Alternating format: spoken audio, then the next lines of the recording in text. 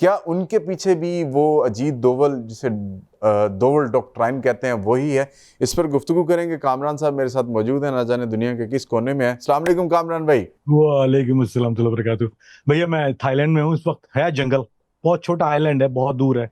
हम्म। यानी एक बहुत नक्शे में नजर नहीं आता, इतना छोटा, और ये जंगल है, पीछे लाइटें लगी हुई हैं। तो मुझे यूं लग रहा है कि जंगल में बैठे हुए भी कोई मिशन पे होंगे, कोई काम शाम कर रहे होंगे कैमोफ्लाज होके।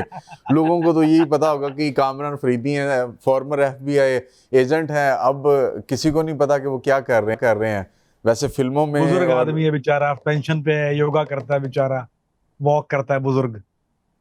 अच्छा, बुजुर्ग। कामरान भाई मुझे ये बताइएगा कि मैंने आपकी बहुत सारी वीडियोस देखी, 2-3 चैनल्स ने आपको मुसलसल सीरीज आपके बारे में, फिर एक रश पड़ गया, मतलब वीडियोस का एक इतनी सीरीज शुरू होगी, आपने हर इशू के ऊपर बोलना शुरू कर दिया। इवन मैं आपकी आखिरी वीडियो देख रहा था तो आप पिंकी जो कुकेन वाली थी उसके हवाले से भी बात कर रहे थे। कोई इवेंट गुजरा उसके ऊपर कामरान फरीदी साहब कुछ ना कुछ लब कुशाई ज़रूर कर रहे होते थे। कामरान फरीदी साहब ने दुनिया में इतनी जासूसी की, इतने FBI क्या, ISI क्या, MI6 क्या, KGB क्या, अयमन अज़वारी साहब क्या, उसामा बिन लादेन क्या, अबू बकर अल बगदादी क्या, ISIS क्या, पता नहीं कहाँ कहाँ पे आपने काम किया है। और आप जब आज मेरे सामने बैठे हैं, पहली मेरी मुलाकात है आपके साथ, तो मुझे यूं लगता है कि वो सारी कहीं नॉवल से, फिल्मों से इंस्पायर कहानियां लग रही थी, हकाइक से इतना कम ताल्लुक था। मैंने मार्था वाली एक मिसाल दी है, वो बेचारी 1917 में ही मारी गई थी, वो जासूसी करते हुए फर्स्ट वर्ल्ड वॉर जी के जी अंदर। तो माशाल्लाह जी। आप इतना कुछ करने के बाद भी जिंदा और जावेद और हयात है मेरे सामने, ये कैसे हुआ? अल्हम्दुलिल्लाह। देखिए, अल्लाह का शुक्र है। ऐसा वैसे जैसे ये कह लीजिए कि एक तो मेरा जो ओरिजिन है वो थोड़ा यूनिक है। आप इस तारीख अगर देखेंगे जासूस की, या जासूसी की तारीख देखेंगे, तो आप उसको, तो सोवियत में मिलेगा आपको इसको। हम्म। यानी अगर आप मॉडर्न एरा की बात कर रहे हैं, अमेरिकन, यानी गोरा गोरा टू गोरा देखेगा, जर्मन, बहुत से भी जर्मन इंटेल आ गई है ना, बहुत से बहुत। तो आपको ऐसा कोई खास, ऐसा कोई अपने इस्लामी मुल्क का, अगर आप, मैं आपको कहूँ, आप ऑन द टॉप जहन में नाम लीजिए कि कोई बहुत मशहूर है इन मामलात के लिए, तो आपके जहन में एक भी नहीं आएगा। क्योंकि डोंट एग्जिस्ट, हमारे यहाँ निज़ाम है ही नहीं। हमारा छित्र निज़ाम होता है, हमारे जासूसी का निज़ाम नहीं होता, डिफरेंट फॉर्मेट है। तो खैर, आई मीन अल्हम्दुलिल्लाह, अल्लाह का शुक्र है कि जब मैं शामिल हुआ तो उनको आई थिंक थोड़ा सा डिफरेंट पैटर्न से काम करना शुरू किया। शायद ये कोई कोई वजह है। और जो नई चीज थी, मैं आपको बता दूं ये बात, पाकिस्तानी कोई और वहां पे, एक और कोई ऐसा कोई मैंने पता किया कि कोई और है, इन दूसरी स्टेट्स में पता किया, कोई और नहीं था वहां पे एक भी। और इंडियंस दो थे, लेकिन वो इंडियन वो थे जो वहाँ के इंडियन बॉर्न, यानी जो अमेरिकन बॉर्न इंडियन, वो अमेरिकन ही कह लो, उनको हिंदी विंदी तो आती नहीं थी, वो तो गोरे ही थे एक तरह से। तो लेकिन ऐसा कोई उनके नजदीक तो ऐसा मामला नया था ये। तो अल्लाह का शुक्र है, शायद यही मामला थोड़ा चल गया और यही जिंदा बैठा हूँ कि एक गोरे आदमी को सोमालिया से निकलना बहुत मुश्किल है, या गोरे आदमी का यमन से निकलना ज्यादा मुश्किल है, सूडान से। लेकिन मेरी ब्राउन स्किन, मैं इसीलिए कोलंबिया से भी निकल आया जिंदा।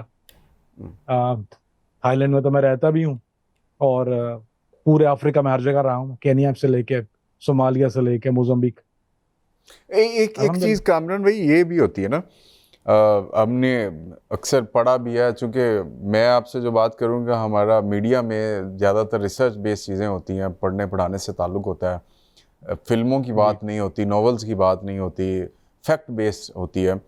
आप माँ सिवाय चंद स्पाइज के दुनिया भर में जिन जिन एजेंसीज़ के लिए, जिन जिन सिंडिकेट के अंदर किसी ने डबल एजेंट के तौर पर काम किया या स्पाई के तौर पर काम किया, फिर उनका वहाँ से निकलना बड़ा मुश्किल होता है, या तो उनको एलिमिनेट कर दिया जाता है। रीज़न ये होती है कि चूँकि उनके पास इतना कुछ आ चुका होता है कि वो किसी भी जगह जाके हल्का सा भी बोलेंगे तो उससे उनके पॉलिटिक्स में तब्दीली आ जाती है, उनके सिक्योरिटी बैरियर्स चेंज हो जाते हैं, पैरामीटर चेंज करने पड़ते हैं उनको। स्नोडन की एक मिसाल है, जब वो NSA में काम बिल्कुल कर रहे बिल्कुल थे बिल्कुल। तो वो उनके पास एब्सोल्युटली। मोबाइल को ट्रेस करने का दुनिया के पॉलिटिशियंस का वो जिम्मेदारी थी, तो वो डाटा भी उनके पास आया, तो वो लेके किसी और रियासत चले गए, रशिया चले गए, जहाँ पर उनको प्रोटेक्शन मिली। एक और मिसाल ताज़ा तरीन आपको देता हूँ कि शाम में बशारुल असद जब वो वहाँ पे जोलानी की गवर्नमेंट आई, वो जो पहले फाइटिंग कर रहा था वहाँ पे रेबल के तौर पे, फिर अमेरिका ने इसको एक्सेप्ट किया तो वो वहाँ पे जाके उनके सदर बन गए। तो उस वक्त बशार उल असद वहाँ से निकले तो वो भी रशिया जाके उन्होंने पनाह ली ताकि उनको प्रोटेक्ट किया जा सके। आप दुनिया घूम फिर रहे हैं, मतलब हाँ नहीं, आपको ये ऐसा डर ही ये नहीं नहीं है कह सकते दुनिया घूम ये फिर बड़ी रहे हैं। हैरान कुन नहीं तो एक सिचुएशन मुझे लगती है। नहीं नहीं, मैं जवाब देता हूँ आपको उसका। नहीं नहीं, ऐसा ऐसा दुनिया महदूद है मेरी। अगर दुनिया घूम फिरा तो जंगल में बैठ के बात ना कर रहा होता फिर मेरे पीछे। आपको याद होगा कुछ अर्सा पहले मैं दुबई में था, तो कुछ मामलात हुए तो फिर नहीं था। उससे पहले मैं सऊदी अरब में था, फिर मामलात है तो नहीं हुआ ना। तो आप देखिए मेरी दुनिया महदूद होती जा रही ना, कि अगर मैं कई जगह पर हूँ और फिर नहीं रहा वहां पे कुछ अरसे के बाद, तो ये अब आदमी, जरूरी तो नहीं है कि इंसान हर चीज का ढोल बजाना शुरू कर दे कि क्या हुआ क्या नहीं हुआ। कुछ मामलात होते हैं कि बेहतर होता है कि कुछ वक्त आने पे बताए जाते हैं, कुछ अच्छा। जल्दी बता देने में उनका मजा खत्म हो जाता है। तो कोई मामलात ही है कि मेरी दुनिया जो है वो ऐसा नहीं कि मैं पेरिस में बैठ के कर रहा हूँ तो आप ये कहते हैं हाँ यार आज पेरिस में बैठा हूँ, ये आज तो बात है, या इटली में बैठा हो तो नेपल्स में। अगर मैं जंगल में बैठा हूँ तो आप सोचेंगे हाँ यार आदमी की दुनिया महदूद हो गई। आप आपके जिस तरह का करेक्टर है, आपने जो काम किया है, उसके बाद तो बंदा इतना डरा हुआ होता है कि डिजिटल फुटप्रिंट कहीं छोड़ना ही नहीं चाहता। तो आप तो हर दूसरे तीसरे दिन किसी न किसी पॉडकास्ट में, किसी वीडियो में, जूम के थ्रू या डिफरेंट ऐप के थ्रू आप ऑनलाइन होते हैं। तो आपको ये कोई टेंशन नहीं है कि डिजिटल सिक्योरिटी आपकी कंप्रोमाइज़ हो जाती होगी? आप कहीं जा रहे हैं, कहीं बैठे हुए हैं, पता लग जाता होगा। नहीं, देखिए ऐसा, देखिए पहली बात तो एक तो पहली बात जो मेरी लोकेशन है, अब अभी वेरी ऑनेस्ट विथ यू, मेरी जो लोकेशन है वो ऐसी है कि अगर मैं अभी आपको मैप शेयर भी कर देता हूँ मुझे कोई इतना मसला नहीं है। यहाँ कोई आ नहीं सकता, ये आइलैंड है, जजीरा है बहुत छोटा सा और बहुत दूर है। इसके लिए बहुत मतलब बहुत कुछ तगड़ा खान चाहिए, बहुत अच्छी प्लानिंग वाला। फिर वो जब मेनलैंड से चलेगा तो यहाँ पर इनको रिपोर्ट करना पड़ता है कि यहाँ बोट आ रही है। तो पहली बात है हम अपन जहाँ रहे यहाँ वालों को पता चल जाता है कि कौन आ रहा है वहां से, लिस्ट पहले से आ जाती है कि अगर हम्म। कोई मेनलैंड से आ रहा है। तो एक तो पहली बात ये होती है, तो ऐसी कोई आज़ादी भी नहीं है, एक मुश्किल जिंदगी है।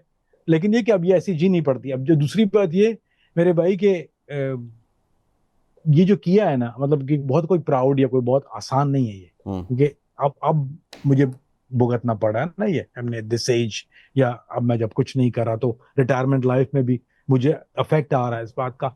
लेकिन ऐसा नहीं है कि खुदा ना खास्ता कोई बहुत हालात बुरे हैं। अल्हम्दुलिल्लाह, अल्लाह का शुक्र है, मैंने I be able to sit in, I mean 100 एकड़ पे बैठा हूँ अभी भी, तो I mean and I got my own 100 एकड़ पीछे खड़ा है, तो ना मेरी अपनी सिक्योरिटी है। तो अल्हम्दुलिल्लाह, अल्लाह का शुक्र है, सो आई कैन अफोर्ड इट। तो मजा भी है, ऐसा नहीं है फान है, छोटा आइलैंड है, यहाँ फिशिंग कर लेता हूँ, हम्म। रात को रेस्टोरेंट है, यहाँ खाना खाते हैं बैठ के दोस्तों के साथ, तो इट्स लॉट ऑफ फन। हम्म। अच्छा, ये बताइए कि आप जब ये स्पाइंग वगैरह कर रहे थे तो मैंने आपकी एक वीडियो सुनी, या उसमें आप इन्वॉल्व थे, जिसके एक सिंडिकेट में या नेटवर्क का हिस्सा थे। तो आपका पाकिस्तान का भी कोई एक विज़िट था, लेकिन उसके बाद जब आप रिटायरमेंट की लाइफ गुजार रहे हैं, क्या पाकिस्तान आए कभी? लास्ट टाइम कब आए पाकिस्तान? जी मैं भाईजान तकरीबन 1 साल कम बेश अभी होने को आ गया। फरवरी लास्ट ईयर में पाकिस्तान आया था अच्छा। और रिलोकेट होने आया था जी।